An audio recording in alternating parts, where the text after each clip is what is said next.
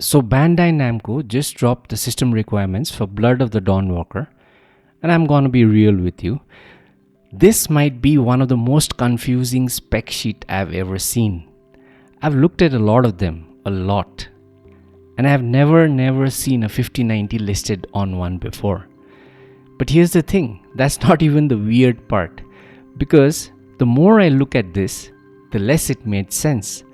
And once you actually break it down, the spec sheet kind of contradicts itself.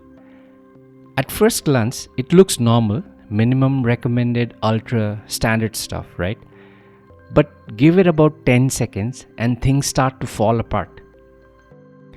So let's start at the top, the recommended tier, 1080p high, 60 FPS. They're asking for 12 gigabytes of VRAM at 1080p on high settings, mind you.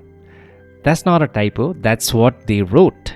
Now look at the GPU they recommended to hit this target, an RTX 5060, which has 8 gigabytes of VRAM. So Bandai Namco has officially recommended a GPU that is, by their own spec sheet, 4 gigabytes short of what they say you need. And then right next to it, they've listed the RX 6800 XT. The 6800 XT has 16 gigabytes of VRAM. It's significantly faster than the 5060 and it blows the VRAM requirement out of the water. These two cards are not the same. They are not even close. I think 6800 XT is around 25 to 30% faster than a 5060. But here they are sharing a row, pretending to be equivalent. So right away, before we even start talking about laptops, I think this spec sheet has some kind of problem. Now let's talk about the CPU requirements, because this one genuinely surprised me. For the ultra tier 1440p 60 FPS, they are listing the Ryzen 9 7950X, the 7950X, the 16-core beast workstation class processor. That kind of chip people put in their video editing rigs or 3D rendering workstations and all that. And Bandai Namco has listed it as a gaming CPU requirement alongside. This is the part that got me. The Intel Core i5 13600K. The i5 13600K is a mid-range gaming GPU. Great chip, totally reasonable recommendation. But they've put it on the same tier as the 7950X. These chips are not in the same universe in terms of price, core count, or target market.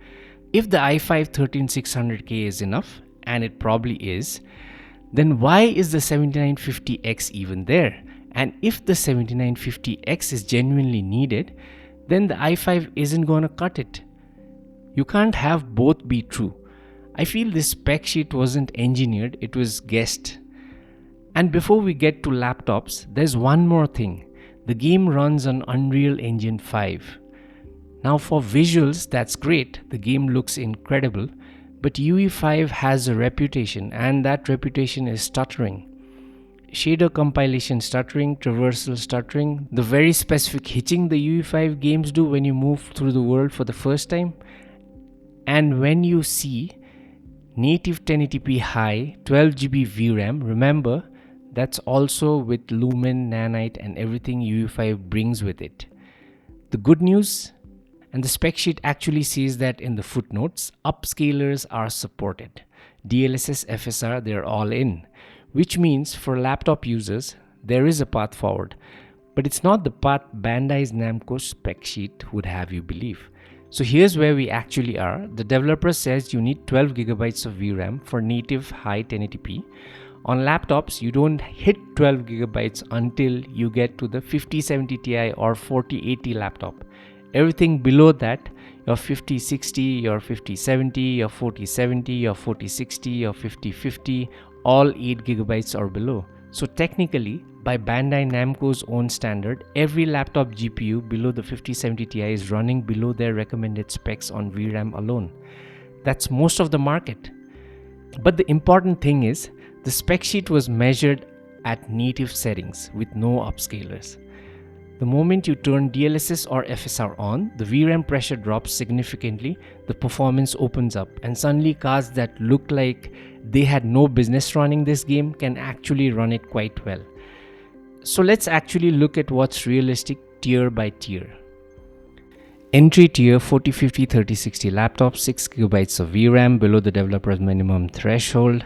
You're at 1080p low to medium DLSS FSR on, and you're chasing maybe 40 to 60 FPS if possible, with a lot of upscaling and probably frame gen if you have any memory left.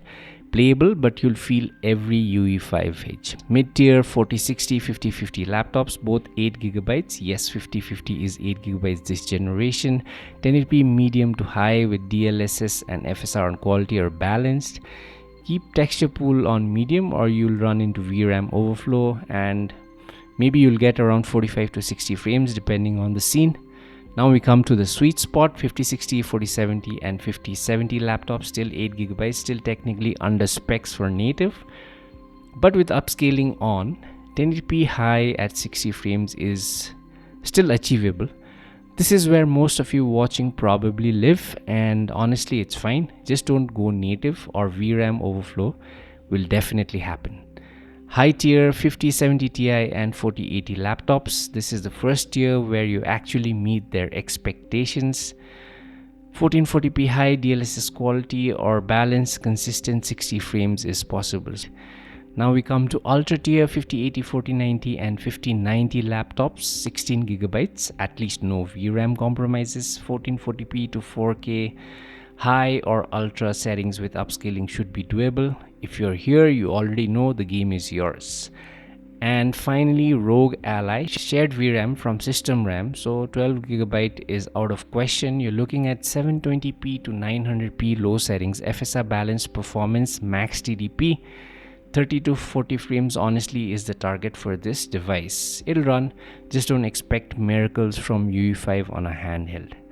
So to summarize, if you're on a laptop below 5070 Ti, upscaling is not optional, and I think even 5090 laptops will need some kind of upscaling. It's the feature that makes this game playable for you.